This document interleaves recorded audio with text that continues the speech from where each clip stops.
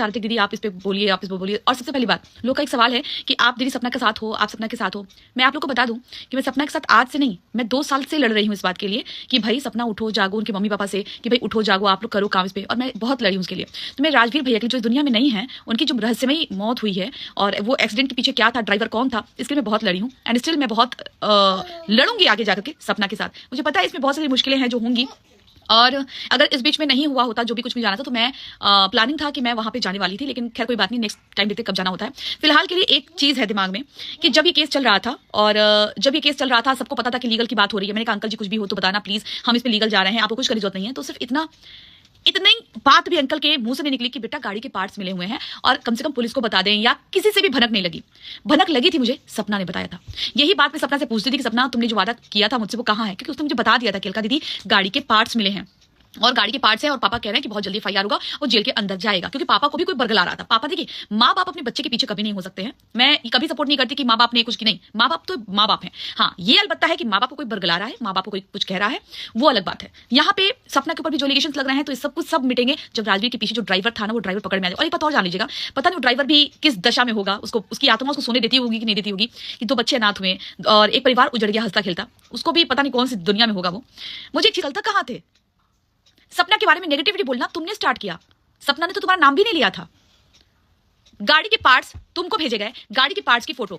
अब इस फोटो पे भी सवाल उठाया कि इस फोटो में सपना ने फोटो अपने हाथ से खींचा। सपना ने साफ साफ एक बात बोली है कि गाड़ी का नंबर प्लेट मिसिंग है, जो उस टाइम पे दिखाया गया था। वो मेन नंबर प्लेट किसी के पास है, तो आखिर वो उस टाइम पे कहां गया गाड़ी का नंबर? अभी जब मेन चीजें चल रही हैं, सपना आगे कदम बढ़ा चुकी है, कंप्लेन कर चुकी है, चीजें आगे बढ़ रही हैं, तो आखिर वो गाड़ी का प्लेट क्यों नहीं गया? दूसरी बात, 2 लोगों ने बहुत अलग अलग बयान दिए हैं। अंशु ने क्या कहा कि जो भैया थे, मतलब पापा जी, सॉरी उसके पापा जी, मतलब मामा जी हुए पापा, की वो पार्ट्स उठा के ले आए। दूसरा बात आया, ये जो भाई साहब है बोलते रॉकी पार्ट्स उठा के लाया। तो पहले आपस में डिसाइड कर लीजिए कि पार्ट्स ले कौन आया था।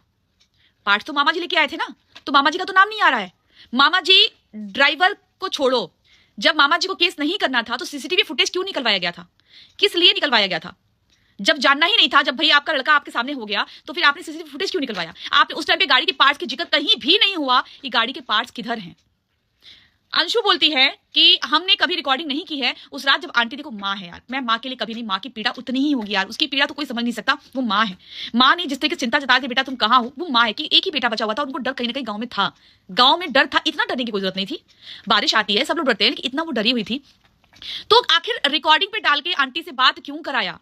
डायरेक्ट आंटी से बात कैसे हुआ, वो भी रिकॉर्डिंग पे, क्योंकि ऑन कॉल तो वो रिकॉर्ड करती नहीं है। और सवाल, उस दिन अंशु ने बोला कि अलका दीदी हमारा पूरा परिवार आपके सपोर्ट में है, सिर्फ बोलने के लिए वीडियो में सपोर्ट पे था। आखिर नंबर प्लेट क्यों नहीं आपके पिताजी दे रहे हैं? नंबर प्लेट फोटो में वीडियो में मत लगाइए, नंबर प्लेट दीजिए ताकि उसको डिटेल निकल जाए। 2 मिनट का काम है नंबर प्लेट से डिटेल निकालना। नंबर प्लेट क्यों हाइड किया गया है? आप नंबर प्लेट का अगर एक भी अक्षर गायब होगा ना, तो भी हम ढूंढ के निकाल देंगे।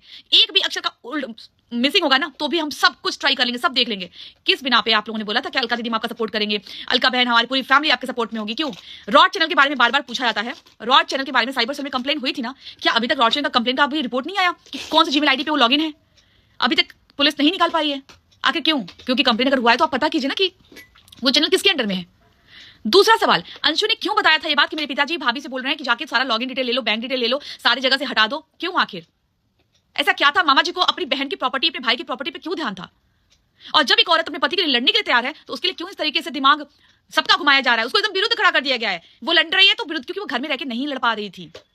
वो बोलती तो सब लोग बोलते हम कर रहे हैं, रोज रोज रोती थी वो।